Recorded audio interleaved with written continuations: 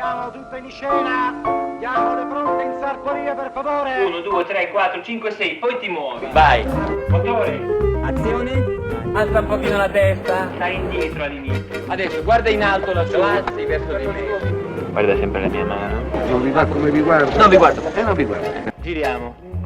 Buonasera, grazie.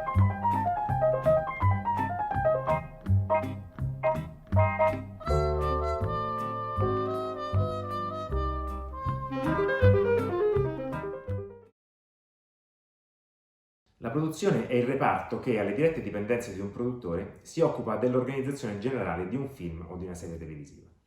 A capo della squadra di produzione c'è l'organizzatore generale. L'organizzatore è il responsabile in toto della parte operativa di un progetto cineaudiovisivo e da lui dovranno riferire tutti i reparti di un set e ogni decisione strategica e ogni spesa relativa al progetto dovranno preventivamente da lui essere autorizzate. Come immaginate è una mole di lavoro immensa nel corso di una produzione, quindi l'organizzatore si avvale di una squadra di professionisti che si occuperà ognuno di un aspetto specifico del processo produttivo e il cui lavoro poi si riunisce in maniera armonica al fine di garantire l'avanzamento fluido del lavoro organizzativo. La squadra di produzione si occupa come dicevo, di tutti gli aspetti di un progetto cineaudiovisivo. Nella parte burocratica ci si occupa della negoziazione e contrattualizzazione degli attori, così come lo stesso vale per la troupe, per tutti i fornitori di materiali tecnici cineaudiovisivi, che siano le macchine da presa, il materiale per illuminare, i trasporti, il catering. Questi sono tutti i lavori che, divisi nella squadra di produzione, portano alla organizzazione di un set. Oltre al lavoro burocratico di ufficio, c'è tutta quanta la parte operativa dei reparti, dalla scenografia, con la quale la produzione collabora nella ricerca delle location, nella decisione delle scenografie da realizzare, allo stesso discorso per i costumi, con i quali si scelgono i fornitori più convenienti per il progetto di riferimento, si decide la composizione della squadra del reparto costumi, e poi con tutti gli altri reparti, che sia il trucco, il parrucco. Un altro reparto fondamentale per un set cinematografico con il quale la produzione si interfaccia e si relaziona continuamente è il reparto fotografia. Il direttore della fotografia è un collaboratore fondamentale per ogni regista, perché è colui che realizza e decide il look fotografico di un progetto. Il direttore della fotografia, insieme alla produzione, dovrà decidere anche il materiale tecnico che quella determinata produzione potrà permettersi per realizzare il film e dovranno scegliere assieme i fornitori che garantiranno il miglior rapporto qualità-prezzo e potranno mettere la produzione in condizioni di realizzare il più bel progetto possibile. Con l'aiuto di una slide voglio scorrere rapidamente quelle che sono tutte quante le figure professionali del reparto di produzione. Alle dirette dipendenze dell'organizzatore generale c'è il direttore di produzione. È una figura di grande responsabilità, legalmente equiparata a quella dell'organizzatore, e con l'organizzatore condivide tutta quella che è la gestione economica e organizzativa della troupe e del set. Alle dipendenze del direttore di produzione ci sono gli ispettori, ed è una squadra che si occupa della gestione logistica del set. Si dividono i compiti generalmente in chi si occupa prettamente della gestione della troupe sul set, chi si occupa dei trasporti, chi si occupa della logistica di contorno del set, che prevede l'uso di moltissimi camion, di moltissimi mezzi tecnici che richiedono un'organizzazione quasi militaresca. Altro reparto fondamentale della squadra di produzione è il coordinamento di produzione.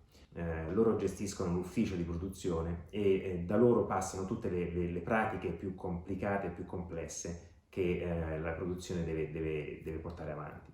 Dai contratti degli attori ai permessi di occupazione del suolo pubblico, a tutti i vari permessi che si devono richiedere ai vari enti, alle istituzioni, i permessi per far lavorare i bambini, i minori, tutto quello che riguarda i viaggi e gli alloggi degli attori che magari arrivano dall'estero, da paesi anche lontanissimi, o magari la troupe che deve soggiornare in una località in trasferta, in una location particolare in trasferta.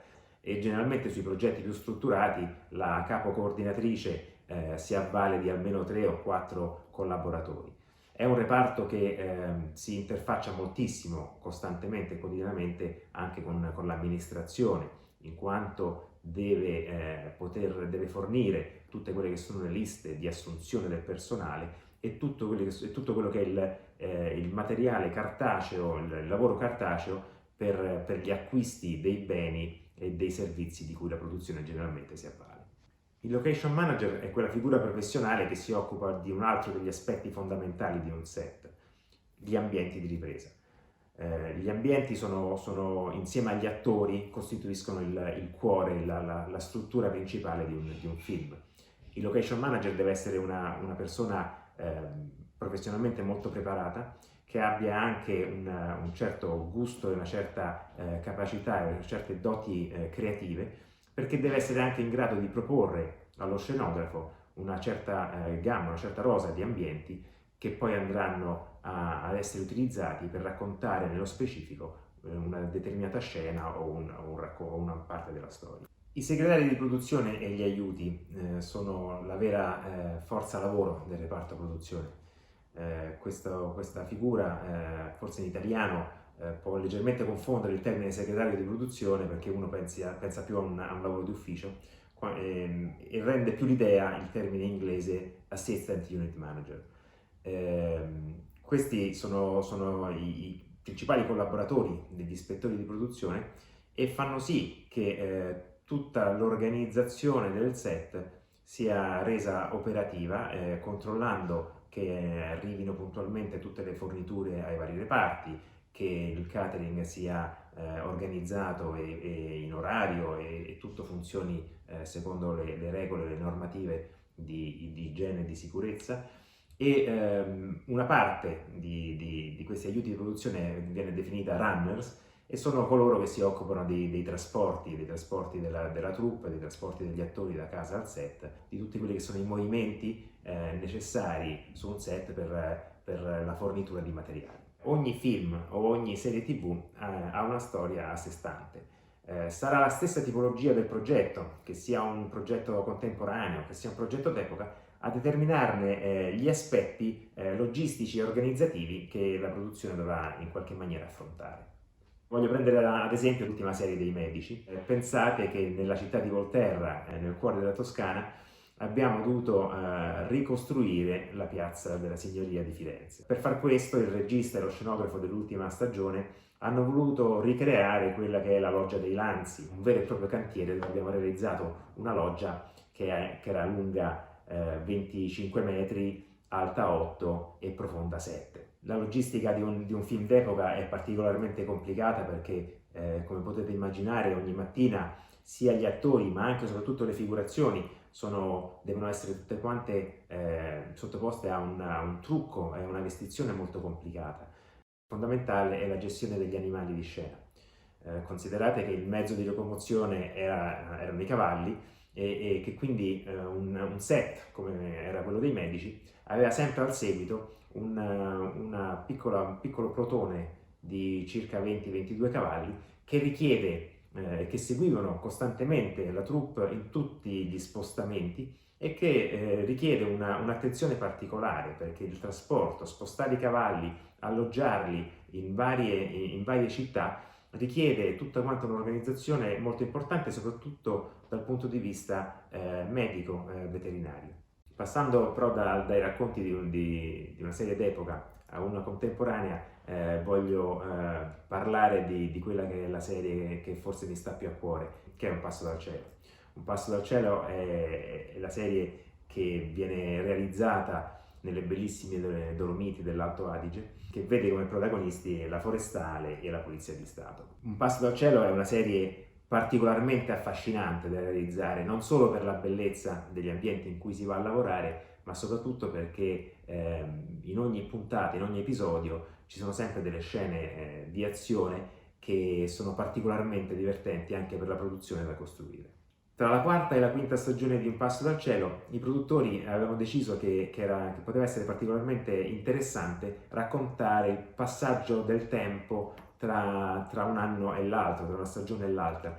dovevamo raccontare gli ambienti che siamo soliti vedere con i prati verdi perfettamente innevati. Per far questo era necessario aprire un set subito dopo una fitta nevicata. Non è stata certo una cosa semplice, abbiamo dovuto preparare una squadra, preparare le macchine da presa che fossero equipaggiate per poter lavorare tranquillamente a temperature molto basse e abbiamo messo in stand-by i vari elementi della troupe, una troupe anche relativamente snella, agile, che poteva servire per quelle sequenze, e ognuno stava pronto più o meno a casa propria, chi stava a Milano, chi stava a Bolzano, chi stava a Roma.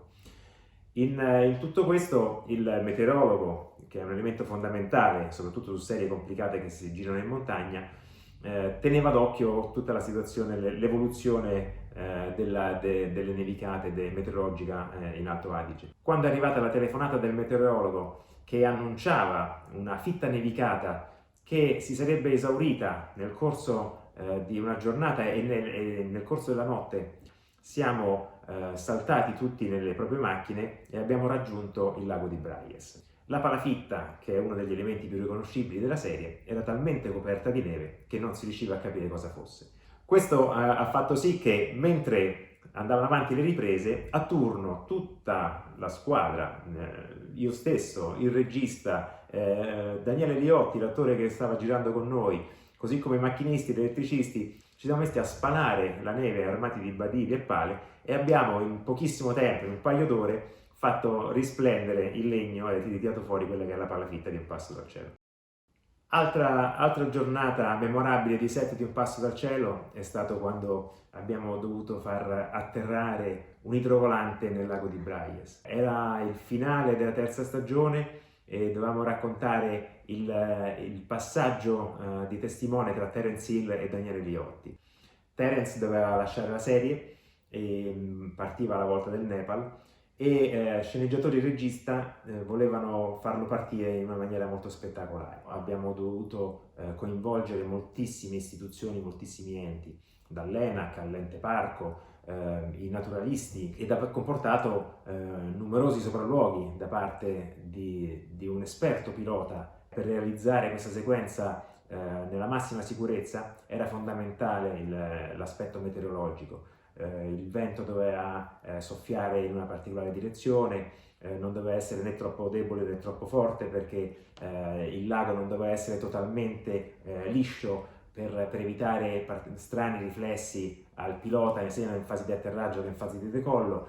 Il sentiero di ingresso e di uscita nel lago era uno unico e strettissimo, quindi insomma è stata un'avventura un po' pionieristica, direi. E posso dire che questa sequenza è riportata sui registri aeronautici italiani come un evento storico, in quanto è stata la prima volta che un aereo è atterrato e decollato dal lago di Braies. Ringraziando il Ministero per gli Affari Esteri e la Cooperazione Internazionale e il Premio alla Pellicola d'Oro per avermi invitato a partecipare a questa bellissima iniziativa, vi saluto lasciandovi con un video che racconta 25 anni di fiction di successo italiana.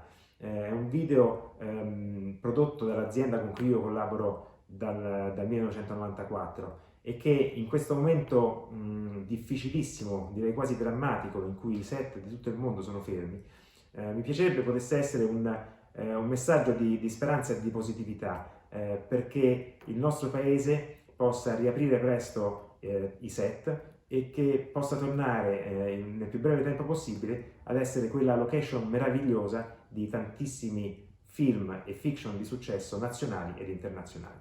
Grazie a tutti.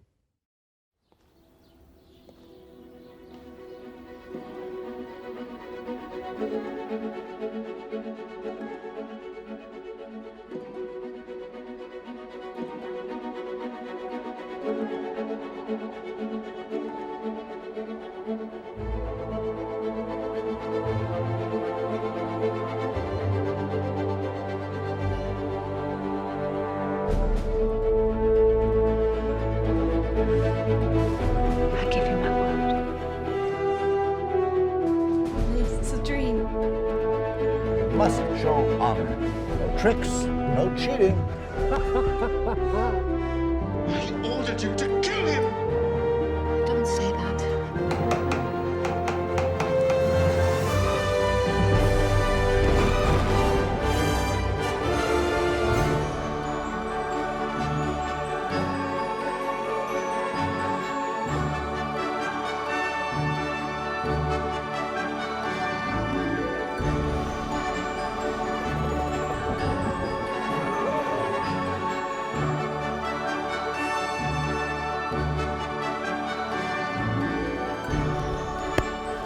must lead us. I want his death. I must go on until I reach the land. What has happened to you? I don't know, Father. Designers these days have forgotten that real women are inside these clothes.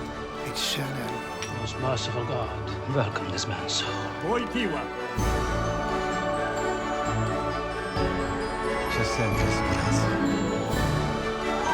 Alexei! Take me to Natasha, please.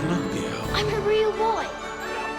Ora trasmettiamo dagli studi di Via Teulada la 12ª e ultima puntata di Studio 1. Me li conosci? Mamma. Hai fatto una cosa bellissima. Senza te non avrei fatto nulla. Let me show you one last sign.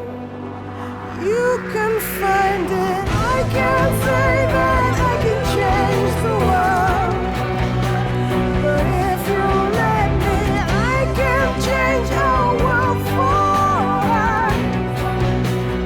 Come with me and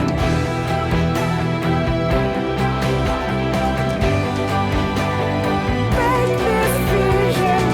Sometimes I justify. Give me this. It will protect you. Like secret angels, they test your will. Outside, my troubles wonderful are thing. over. It's time to In go. your eyes, the melody is frozen.